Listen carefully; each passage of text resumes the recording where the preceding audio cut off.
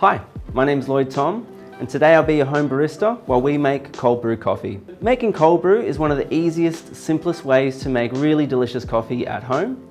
All you'll need is some coffee, some cool filtered water, a home brewer of your choice. We really like the Hario Mizudashi, and a grinder is a really good optional extra for grinding fresh and fine-tuning the grind size to get the flavor that you really like.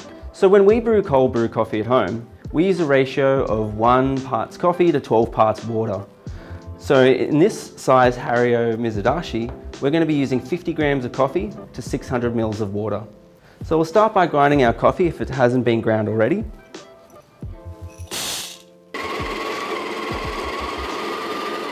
So we open up the cap, place our ground coffee into the brewing chamber, and then we're going to slowly and gradually add our water. Now, water is a really important ingredient in this brew in particular, much like it is for every method of making coffee. So it's great if you can ensure that you're using cool, clean, and filtered water if possible. You'll pour the water slowly over the coffee, and then afterwards we're going to grab a spoon and stir it all in just to make sure that it's all evenly saturated. You don't need to stir it too much, just a few times to make sure that all of the coffee is fully saturated.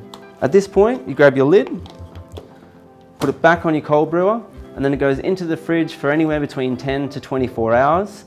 Again, that's something that you can change and modify based on your preferred flavor. You can use any type of coffee when brewing cold brew.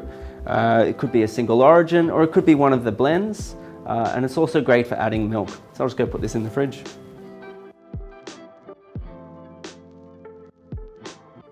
Okay, so now our cold brew's been sitting in the fridge overnight. It's brewed and ready to serve. From what we made yesterday, we can make 2 or 3 servings. So nice and simple, just pour it out over ice. And